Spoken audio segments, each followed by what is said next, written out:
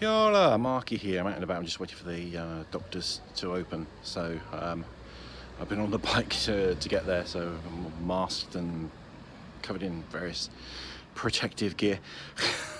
So today, which is day 31, and we haven't got many left, have we? Because so today is Thursday. So the last one will be coming Monday. I have an exercise for you. Now, this is an exercise really which is for people who have done a little bit of work already to do what I call reducing the inflammation of RJ. So you've got the anxiety down a little bit and you're able to kind of dig a little bit deeper. Not hugely deep, but a little bit deeper. Okay, so this is an exercise that, it's a written exercise that you would do on a spreadsheet, or for me, I'm kind of old-fashioned and not really technophobic, just bad at tech, as you would tell from some of my recent videos. I would do it on a big piece of paper.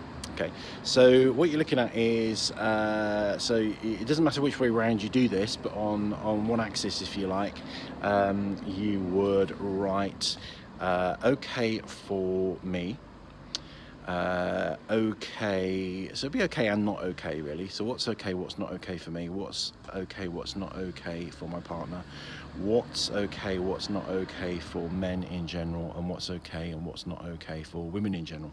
So they're the questions. Okay, so you don't necessarily have to do it in this format. I've kind of seen it as a kind of a graph or a spreadsheet or a chart kind of thing, but really it's a series of questions really that all so all those four that apply to all those four criteria. Okay, so the first, so I'm not going to give you all the questions because I think you can come up with your own, but I'm going to give you kind of some of the main ones for starters. So what is okay in terms of when to have sex?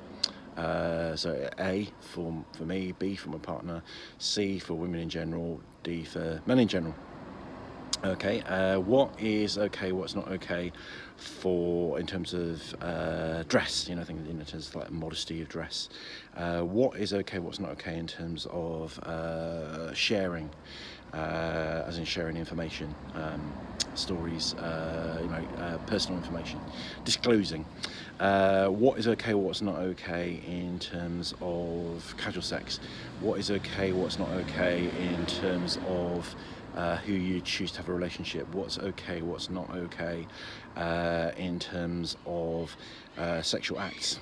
What's okay, what's not okay in terms of flirting. So you get my drift. So it's all the things. So the way to kind of think of these questions really is to think about the things that bother you, really, the things that trigger you, RJ. Sorry about the seagulls.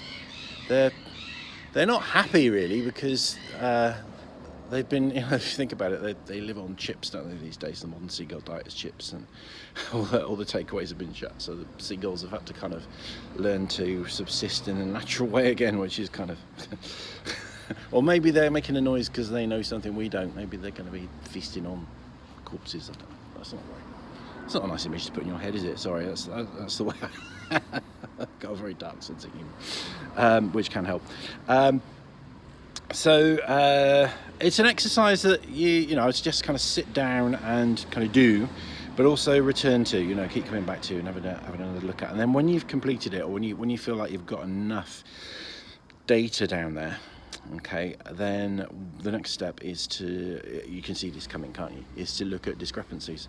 So are there things that are okay that are not okay for women in general, that are... Or are there things that are okay for women in general and are okay for you, but not okay for your partner? So where is one thing okay in one respect and not okay in another, and why is that different? So it's going to flag up. So what this does, I call it a values mapping exercise. And I say values, beliefs probably is a better idea, because some of these will reflect your values, some of these will reflect the cognitive distortions that you get with the retroactive jealousy. So let's call it a beliefs mapping exercise, or values and beliefs mapping exercise, let's call it that if you like. So if you feel this will be too triggering at this point, and you're too raw in recovery, don't do it, okay? Keep it on the back burner for another day when you're a bit further down the road in recovery. If you've got rid of some of that initial anxiety, if you brought things into control and you're ready to kind of explore a little bit more deeply and challenge some of your beliefs, okay? This is about challenging irrational beliefs, and this will help you identify your irrational beliefs. So if it's okay for women in general, and it's okay for me, and it's not okay for my partner, there's a good chance that, you know, that's an irrational belief that you can identify, and you can actually challenge that, okay? You can challenge that belief, okay? But this isn't, the reason I say do this a little bit later in recovery is this isn't a kind of an invitation to start ruminating over what your partner did, okay?